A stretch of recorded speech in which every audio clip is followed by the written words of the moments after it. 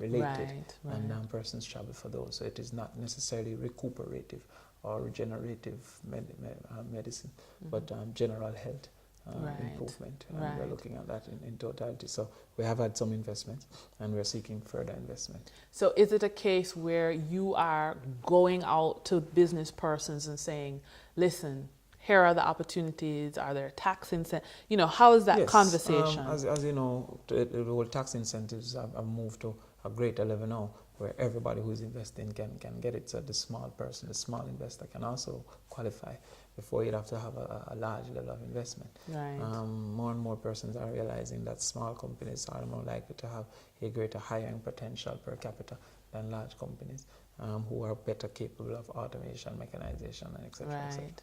But you can't automate healthcare. That's very personal and one-to-one. Well, services are harder to automate, and by extension, that is why small destinations, small countries, developing countries have been focusing more on services, the tertiary sector more so than the primary and secondary sector.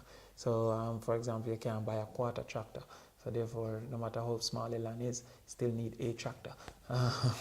And so you find that the ability to disperse that cost over a greater expanse of contributors is less for small nations in the manufacturing and in the agriculture.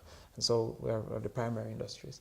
And so services have been seen by many researchers as the area in which they're most likely to compete. However, there has been areas of service that has been mechanized or assisted mechanized or automation, checking, etc., have been more mechanized than before.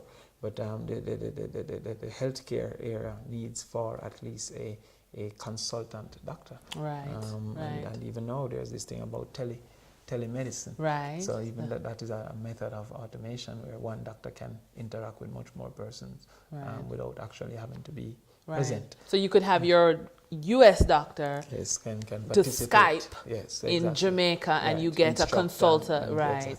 So that facilitates the movement and development of health tourism. Okay. All right. Next question. All right, go up. Or I'm saying up, but maybe it's down for you. No, so I'm seeing it go down. I guess I need you to go up. I need to go in the opposite direction. All right.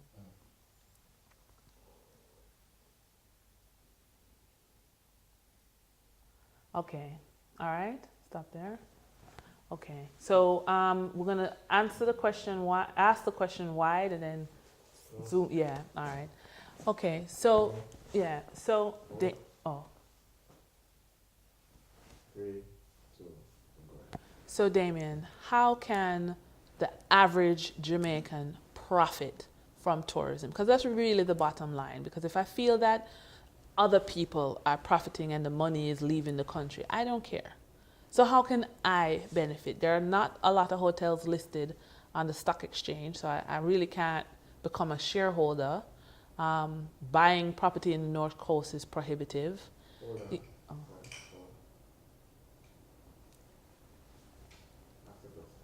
Okay. Right. So, sorry. Right. Oh, I should be this way, right? Okay. No. Oh, tell me if I'm positioned correctly. Yeah, you are. Okay. Right. So, Damien, how can the average Jamaican profit? Because that's really what it is. You know, if I sit down and I see big money being made and exported out of the country, then I feel disconnected. However, there are no listed companies on the Jamaica Stock Exchange in the major hotels. Buying property and building a hotel for myself is cost prohibitive for the average person. You know, the JUTA system is pretty much almost unionized to the point where the average taxi man cannot just walk in and get a red cap. So with so many barriers to entry, how can I, the average person, just make some money? Yeah, well, I find it very difficult talking to someone and not looking at them. Yeah, I know it's a challenge. Yeah.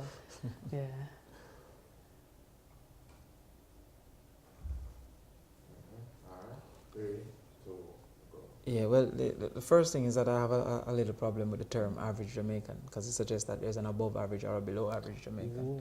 So, so Jamaicans in totality, how can they earn from the Yes, industry? all right. One is that's what we're doing with the linkages committee, because not everybody who benefits from our industry will be a entrepreneur. Some will be employed to these entrepreneurs. And so therefore, as we get greater linkages between the bedding, manufacturing, etc., persons who are employed to those entities would also benefit from that. Linkages within the hotel and the agricultural sector. There's a disconnect because of size of the properties and size of the farms. So you'll find, for example, a property needs 1,000 pounds of tomato, but a normal farm produces 100 pounds of tomato. And there's no consistent size, for example, because a property might need 1,001 pound potatoes, because everybody plate have to kind of look the same. If you don't have a real extensive production line, you can't really find 1,001 pound potatoes. And so you find that there's that disconnect that we're trying to change that by putting out information of the demand and the types of product that the hotel needs, and also putting out information on the supply, and that have a central marketing system where all persons can carry all their potatoes, and then the hotel buy 1,001 pound potatoes for what they want for the baked potatoes, and whatever types of potato for what they want for mashed potato. Is a possibility that we feel can happen. But there are areas, as I said before, within the service provision that are being ignored. And they're, for example, there are persons who can put together on the stock market and purchase smaller properties, 50 rooms, 80 rooms, many of whom are not performing as they should. And the reality of the situation is that they don't have the necessary management skills, they don't have necessary investment funds, but they have markets that are persons who are most willing to participate in that type of market. For example, a 70-bedroom hotel I would position in a way, for example, I'll have a Jewish hotel with kosher. We don't have that in the large properties, and therefore you should be full almost every week if you could have a 70-room kosher hotel with persons in the United States who are Jews having so much access to income and wealth, but don't want to give up their religion for a week for interaction.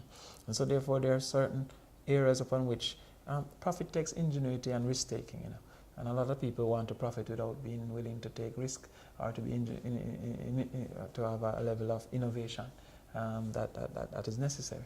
Now, you'll seldom be able to profit from doing what other people have always done. They'd have been better at it than you. My dad used to tell me, don't allow a fool to drag you down, because he'll beat you with experience. So it's the same thing with a company who is doing the same thing a long time. If you try to compete with him, he'll beat you with experience. You have to find a way to do things better and differently. And so there are many niche markets that small properties could facilitate, that we could position some of our properties for those niche markets that we have not done.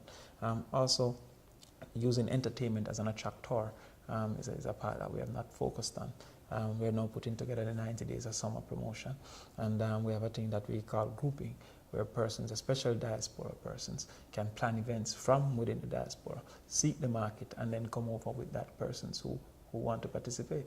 So, for example, alumni associations have been saying they want to have grouping things, and it's not new. We actually mimicking something that happens in Ireland, and they have that kind of thing where the Irish who are living overseas go back home and have activities for which are marketed and sponsored and things.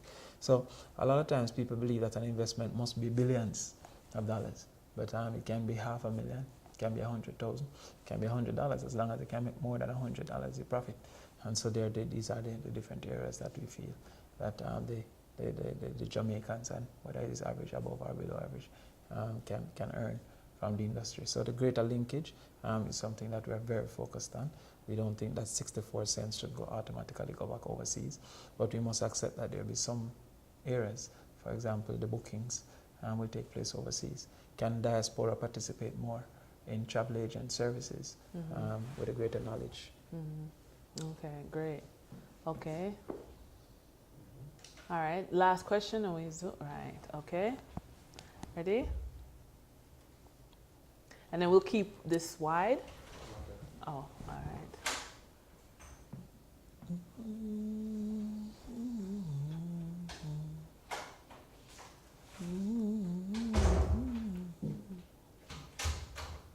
Okay.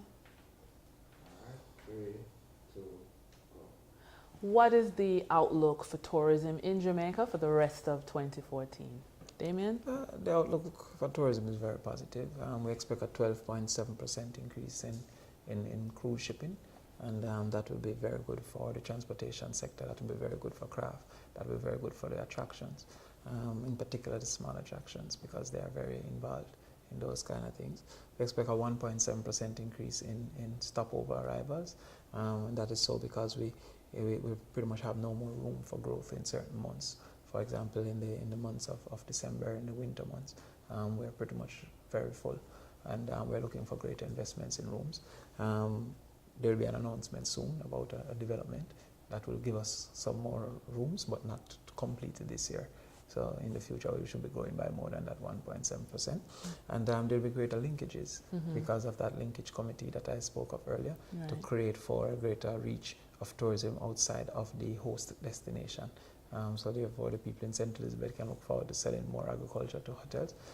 The people in Kingston can look forward to this one craft per community thing that we're trying to start.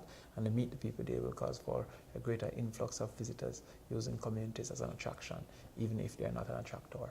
All right. Sounds great. Thank you very much. All right, great. Thank you very much. Okay.